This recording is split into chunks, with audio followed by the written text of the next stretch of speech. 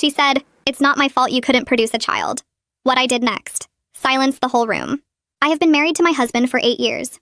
About 2 months ago, I had my third miscarriage at 31 weeks. I will not go into detail because it still breaks me, but you need to know this for the story. 4 months ago, my sister-in-law showed up at our door crying and told us she was pregnant. Her boyfriend wanted nothing to do with it, and she had nowhere else to go. My husband and I took her in without hesitation. I bought this house on my own before we got married, so it was my decision to make, and I made it with an open heart. The first few weeks were hard for her, and I understood that. I sat with her for hours holding her while she cried. We watched our favorite shows together and ate ice cream until we could not move. I thought we were bonding. I thought I was helping her through one of the hardest times of her life. Then things started to change. I take pride in keeping a clean home, and she did not share that value. She left her clothes everywhere. She left dirty dishes in random rooms. She even left personal items on our living room table that no guest should ever see. I talked to her about it privately before involving my husband. She immediately started crying and said she would try to be cleaner. I hugged her and told her it was okay, but that this was a clear boundary for me. She promised it would not happen again. It got worse. She told me she expected me to do her laundry and dishes and clean her room daily because she was the pregnant one. I understood pregnancy was difficult, but I could not allow myself to feel like a maid in my own home, especially after losing my baby. I told my husband, and what he said shocked me. He told me she was going through a lot and that we should be helping her. Then he said something that made my blood run cold. He said taking care of someone who was pregnant might make me feel better. I did not even know how to respond. I kept my mouth shut and tried to move forward. I work full-time from home, and my husband works 12-hour shifts, so I was doing everything alone. Every time I asked her for help, she made an excuse, even if she was just sitting on the couch watching television. One day, I went out and bought myself a specific food that I had finally been able to enjoy eating again after my loss. I wrote my name on it and asked her directly not to touch it. When I went to the fridge later, it was gone. She had eaten it. My husband told me I was being selfish and that life was about sacrifices. I told him it felt like I was living with the worst roommates on the internet. He did not take that well. Then came the day that broke me. My sister-in-law planned a baby shower at my house without asking me. She invited strangers into my home without a single word. My husband urged me to go and told me it would hurt our relationship if I did not. So I went. Halfway through the party, my husband and his sister announced they wanted to show everyone the nursery. I froze. What nursery? What room had she turned into a nursery? They led everyone upstairs, and that is when it hit me. They were walking toward my baby's room, the nursery I had built for the child I lost. I followed them up and saw a crowd of people standing in my baby's room telling her what a beautiful job she had done setting it up. My setup, my crib, my decorations, for my baby that I would never hold. I started sobbing. Then the sadness turned into something else. I started yelling at her. I told her she was the foulest person I had ever met for everything she had put me through. For making me feel like a servant in my own home. For taking the one space I had left of my child. I turned to my husband and saw his jaw hanging open. His entire family was staring at me. I looked back at my sister-in-law and asked her how she could do this, how she could take my nursery for my baby and act like it was hers. What she said next put me on my knees. She looked me in the eyes and said it was not her fault I could not produce a child. She said I was selfish for letting it go to waste. The room went silent. My husband tried to help me up, but I pulled away from him. I stood on shaking legs and looked him directly in the face. I told him to pick. He just stared at me. I said it again louder. Pick. Me or her. He opened his mouth, but nothing came out. I looked at him for what felt like an eternity, waiting for an answer that never came. Then I pushed past his family and walked out of that room. I have not spoken to either of them since, but what I am planning to do next will make them both wish they had chosen differently. I drove straight to a hotel because going back to that house felt like drowning. I sat in the parking lot for 20 minutes staring at the steering wheel before I finally went inside and got a room. The clerk asked if I needed help with luggage, and I realized I had nothing but my purse and the clothes on my back. I paid cash and went upstairs and sat on the edge of the bed in the dark. I did not cry. I did not feel anything except this strange buzzing in my head like static. When morning came, I was still sitting there in the same position. I got up and drove to a coffee shop and parked in the lot, but did not go inside. Instead, I opened the notes app on my phone and started writing. Every single thing they had done to me. The dishes left in my bedroom. The laundry piled in the hallway. The food with my name on it that disappeared. The way my husband told me caring for his pregnant sister might make me feel better about losing my baby. I wrote for an hour and my hands were shaking, so hard I could barely type. The grief came in waves like it always did, but underneath it was something else. Something cold and sharp and clear. I looked at the list and realized I had been a doormat in my own house. I pulled up my messages and texted Lily asking if I could stay with her for a while. She responded in under 2 minutes saying she was already making up her guest room. Lily picked me up from the hotel lobby and hugged me without saying a single word. She held me for a full minute right there in front of the check-in desk, and I felt something crack open in my chest. We drove to her apartment across town, and when we got there, she showed me a corner desk she had set up with my laptop already plugged in. She told me to take all the time I needed, and then she left me alone. I sat down and opened a new document and started typing. Everything. The timeline of when his sister moved in and when things changed. The specific dates I bought food that got eaten. The day I found dirty underwear on my coffee table. The nursery. What she said about me not being able to produce a child. I documented every conversation with my husband where he chose her over me. Every time he told me I was being dramatic or selfish. By evening, I had 12 pages single-spaced with dates and details and quotes I could still hear in my head. Lily came in with tea and asked if she could read it. I handed her the laptop and watched her face as she scrolled. Her jaw got tighter and tighter until I thought she might crack a tooth. When she finished, she looked at me and asked what I was going to do. I told her I was going to make them leave my house. My husband started calling that night. I let it go to voicemail. He called again an hour later, and I let that one go too. By the next morning, he had called 8 times and left 6 messages. I listened to them in order. The first one was apologetic, saying we needed to talk, and he understood I was upset. The second one was similar. By the 4th message, his tone had changed. He sounded frustrated, asking why I was being so dramatic about this. The 5th message reminded me that his sister was pregnant and vulnerable, and I was making everything worse by disappearing. The 6th message said his family was worried about me and thought my grief was making me act crazy. I deleted all of them and blocked his number. But he showed up at Lily's apartment on the 3rd day. I heard him knocking and then pounding on the door. Lily asked if I wanted her to call the police, but I said no. I went downstairs and met him in the parking lot. He immediately started talking about how I had embarrassed him in front of his entire family. How his mother was crying and his sister was devastated. How I had ruined what should have been a happy day. I let him talk for 5 minutes and then I asked him one question. Did he think what his sister said to me was acceptable? He stopped mid-sentence and stared at me. I asked again. He opened his mouth and said she was just upset and I should not have yelled at a pregnant woman. That was when I knew. My marriage was over. I met with Laura Wallace 4 days after the baby shower. Lily had recommended her and made the appointment for me. I brought my documentation and the deed to my house that showed I bought it 3 years before I got married. Laura was maybe 50 with gray hair pulled back and sharp eyes that did not miss anything. She read through my timeline without speaking and then reviewed the deed. When she looked up, she told me the house was my separate property because I purchased it before marriage. That meant I had every legal right to remove both my husband and his sister from my home. She explained I needed to follow proper eviction procedures to avoid complications, but the law was clearly on my side. I asked how long it would take, and she said 30 days minimum. I asked what would happen if they refused to leave, and she said we could get the police involved if necessary. Hearing her say all of this in her calm, professional voice made me feel powerful for the first time in months. I signed the paperwork to retain her and walked out of her office with my head up. I went back to the house the next day to get more clothes. I used my key and walked in and found my sister-in-law sitting on my couch eating ice cream and watching television. She looked up when I came in and had the nerve to tell me I owed her an apology for ruining her baby shower. I stared at her for a long moment. She was wearing one of my sweatshirts, eating my ice cream, sitting on my couch in my house acting like she had done nothing wrong. I walked over and stood in front of the television. I told her very calmly that she had 30 days to find somewhere else to live because I was evicting her. The shock on her face was so complete she actually dropped her spoon on the couch. It left a chocolate stain on the cushion. My husband came running down the stairs demanding to know what I just said. I repeated it. 30 days, both of you. Get out of my house. He started yelling about how I could not just kick out a pregnant woman with nowhere to go. I pulled the eviction notice from my purse and handed it to him. He read it and his face went white. I grabbed my clothes from the bedroom and left while they were still standing there in shock. Over the next week, I went through my credit card statements looking for anything unusual. I found charges on my Amazon account I did not recognize. Baby items, hundreds of dollars worth. I pulled up the order history and saw my sister-in-law had been using my account to buy things for herself. Diapers and bottles and clothes and a breast pump. She had been charging everything to my card without asking. I felt sick looking at the total. Laura recommended her husband Theodore, who was a forensic accountant. I sent him my statements and he called me back 2 days later.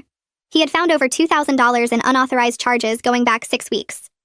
Some of the orders had been placed while I was at work in the same house. She had been in my home using my computer to steal from me. I called my husband and told him what I found. He said I should have talked to him first instead of going through our finances like some kind of detective. I hung up on him and forwarded everything to Laura. Ryder Tucker showed up at Lily's apartment without warning. He was my husband's older brother, and I had always thought he was reasonable. Lily answered the door and came to get me looking annoyed. Ryder asked if we could talk privately. Lily told me I did not have to, and I knew she was right, but I agreed anyway. We went to a park 2 blocks away and sat on a bench. He spent 20 minutes telling me his sister had always been troubled and made bad choices. That she had a hard life and family was supposed to stick together no matter what. That I was being selfish for not understanding how hard pregnancy was for her. I listened without interrupting. When he finally stopped talking, I mentioned what his sister said to me about not being able to produce a child. Ryder actually waved his hand like he was brushing away a fly. He said I was taking it too personally. That grief was making me irrational, and I needed to think about the baby who needed a stable home. I stood up and walked away while he was still talking. I heard him calling after me, but I did not turn around. Lara served the formal eviction notices by process server, so there was official documentation. My husband called me from a number I did not recognize and started screaming before I could even say hello. He said I was tearing the family apart. That I was destroying his sister's life when she was about to have a baby. That I was a cruel, heartless person who cared more about a house than about family. I waited until he stopped yelling, and then I told him he had multiple chances to choose me. Every single time he chose her instead. Now he got to live with that choice somewhere that was not my house. He started to say something else, but I hung up. He called back 3 more times, and I did not answer. My sister-in-law posted on social media the next day. I saw it because Lily showed me. It was a long post about how her cruel sister-in-law was kicking out a pregnant woman with nowhere to go. How she had opened her home with love and been repaid with hatred. How some people let grief turn them into monsters. Several of my husband's family members shared it with comments about how sad it was, and how they were praying for her. The post got maybe 40 likes from people who did not know what really happened. I wanted to respond and tell everyone the truth, but Lily said not to engage. She took screenshots of everything and sent them to Lara in case we needed evidence later. I read the comments and saw people calling me heartless and cruel and worse. I reminded myself that none of them were there when she took over my baby's nursery. None of them heard what she said to me. Their opinions meant nothing. I made an appointment with Ivy Newton, who specialized in pregnancy loss. Lily had found her and said she was supposed to be really good. I went to her office, which was in a small building downtown with plants in the windows. Ivy was younger than I expected, with kind eyes and a soft voice. She asked me to tell her about my baby. For the first time since the miscarriage, I talked about the nursery. How I had painted every wall myself in pale blue. How I spent hours arranging the stuffed animals on the shelves. How I bought a rocking chair and would sit in it imagining holding my baby. How I had picked out books to read and clothes in tiny sizes that would never be worn. Ivy listened without interrupting. When I got to the part about finding strangers in that room telling my sister-in-law what a good job she did, I started crying. Ivy handed me tissues and waited. I told her about losing my baby and then losing my marriage in the span of 2 months. She did not tell me I was overreacting. She did not tell me I needed to forgive anyone. She said grief and anger could live together in the same space and both were valid. When I left her office, I felt exhausted, but somehow lighter. Like someone had finally given me permission to feel everything I had been holding back. 2 weeks later, I called a locksmith and met him at my house while my husband was at work. The locksmith was an older man who asked no questions and just changed every single lock on every door in under an hour. I paid him in cash and watched him drive away. Then I drove to a hardware store and bought a security camera system that came with a doorbell camera and 2 outdoor cameras. I installed the doorbell camera myself, following the instructions on my phone. It took me almost 3 hours because I kept messing up the wiring, but I got it working. When I tested it, I could see my front porch clearly on my phone screen. I took photos of the new locks and the camera system and sent them to Lara. She texted back telling me I did the right thing and to keep my phone charged in case anything happened. That night, I stayed at my house for the first time in 2 weeks. I walked through every room making sure nothing was missing or damaged. Everything looked the same, but it felt different knowing they could not just walk in anymore. I made dinner in my kitchen and ate it at my table, and it felt like reclaiming something that had been stolen. Around 10:30, I was getting ready for bed when my phone started buzzing with alerts from the doorbell camera. I opened the app and saw my husband standing on my porch. He was pressing the doorbell over and over. Then he started pounding on the door with his fist. I could hear him yelling through the door, asking what I had done and demanding I let him in. My hands started shaking so badly I almost dropped my phone. I grabbed my keys and my purse and ran out the back door to my car. I drove to Lily's apartment, going 15 miles over the speed limit the whole way. When I got there, I was shaking, so hard I could barely unlock my phone to call her. She opened her apartment door before I could knock and pulled me inside. My husband showed up 20 minutes later. I heard him pounding on Lily's door and yelling that I could not lock him out of his own home. Lily told me to stay in the guest room and not come out. I sat on the bed with my knees pulled up to my chest, listening to him yell. Then I heard Lily on the phone with the police, giving them her address and saying someone was trying to break into her apartment. My husband kept yelling until I heard sirens outside. Then everything went quiet. Lily came into the guest room and sat next to me on the bed. She told me the police were talking to him outside and that I was safe. We sat there for another hour until her phone rang. It was one of the police officers asking to speak with me. I took the phone with shaking hands. The officer told me my husband had been informed that he was legally evicted from property he did not own. The officer said if my husband continued harassing me or trying to enter the house, he would be arrested for trespassing. I thanked the officer and hung up. Lily made me tea, and I sat on her couch wrapped in a blanket until almost 3 a.m. My phone buzzed with a text message from my husband. It was long, and I had to scroll to read all of it. He said he had rented an apartment for himself and his sister, and they would be out by the deadline. He said I had destroyed our marriage and his family would never forgive me.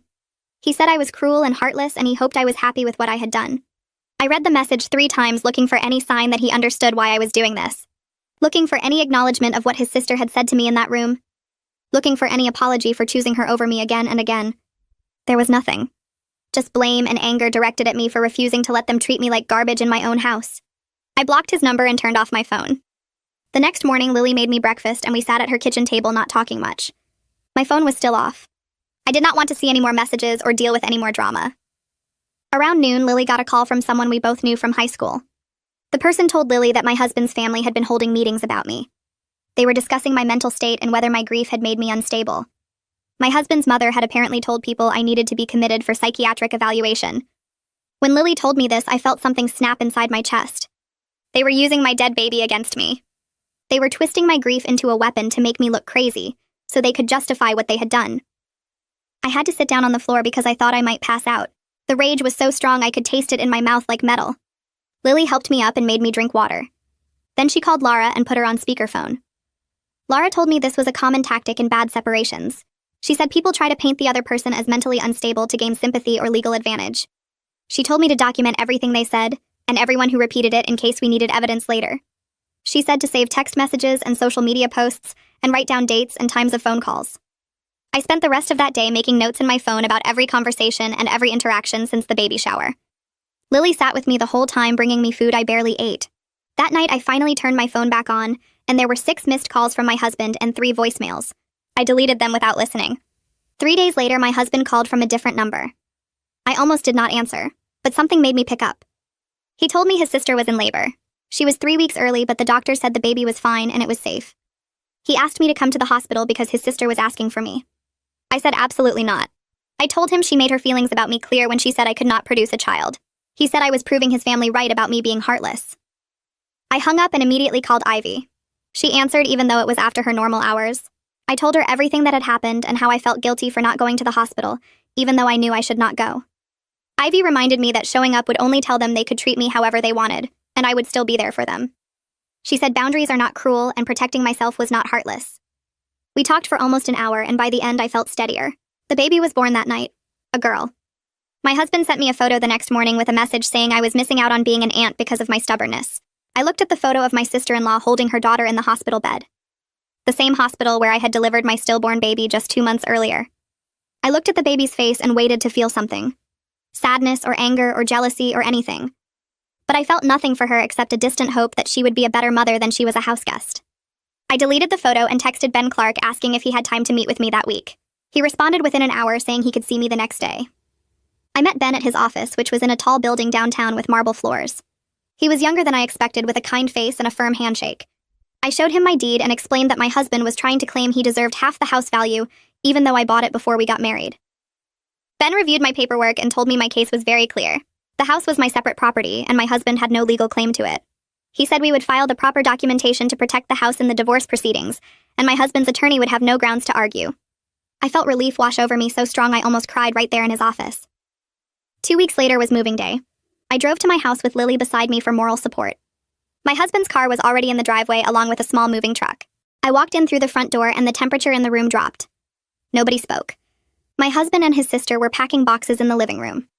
My sister-in-law had the baby in a carrier strapped to her chest. She kept turning so I could see the baby's face, clearly expecting some kind of reaction.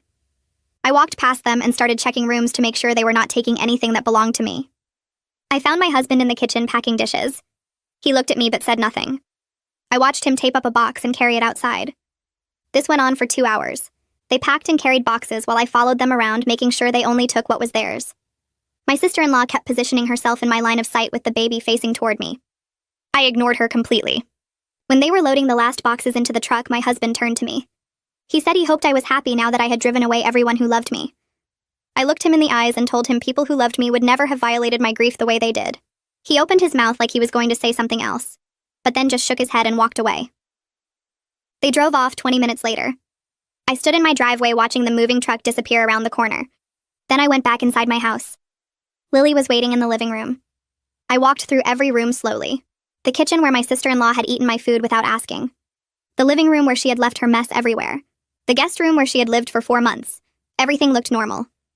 Then I walked upstairs and opened the door to the nursery. The room was completely empty. They had taken everything. The crib I had assembled piece by piece. The decorations I had chosen so carefully.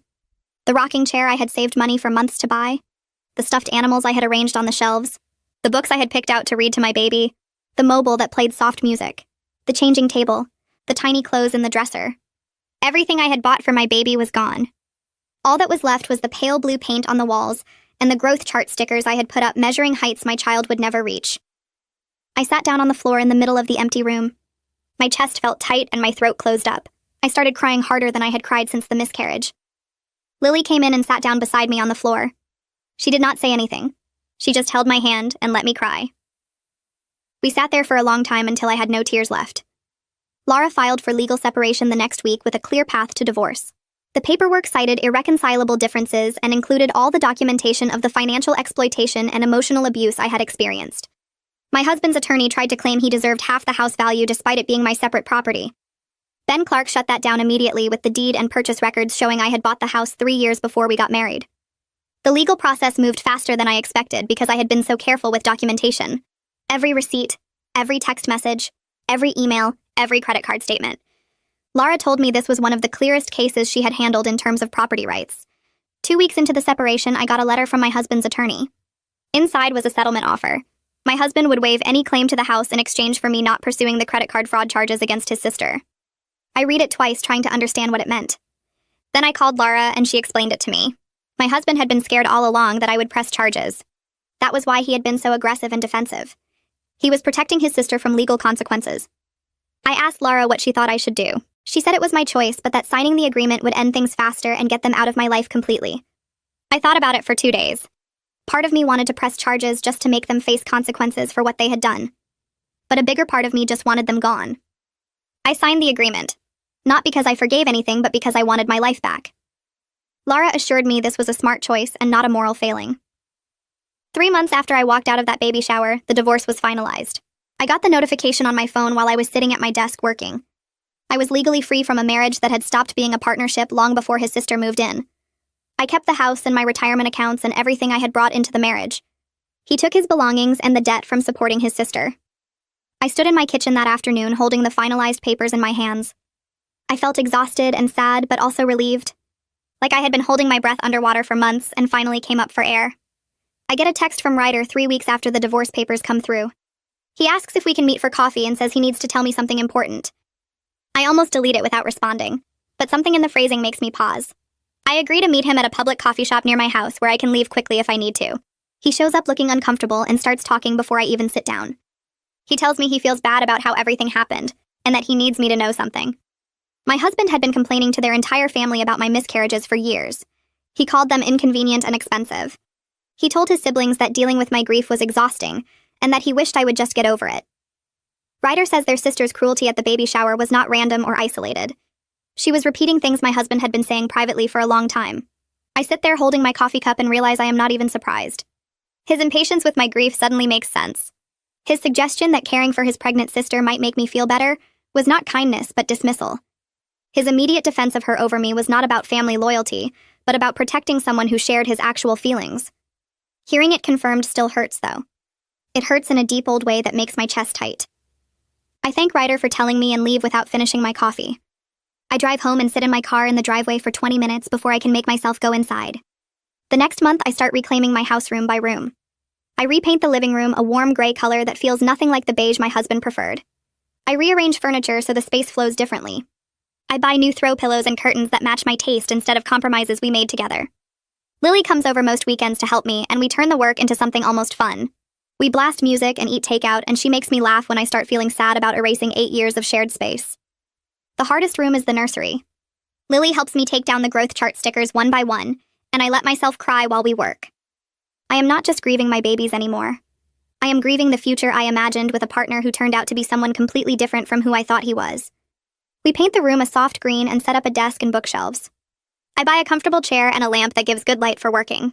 Ivy tells me during our next session that this is healthy processing. She says I am allowed to mourn multiple losses at once, and that turning the nursery into something useful is not betrayal. The house starts feeling like mine again instead of a space haunted by their presence. Some days I walk through the rooms and feel actual peace instead of just absence. Through mutual friends, I hear that my sister-in-law's boyfriend has resurfaced and wants to be involved with the baby. Apparently this creates major drama because he wants custody time and she does not trust him. I hear about arguments and lawyers and scheduling conflicts, and I realize I do not care at all what happens to her.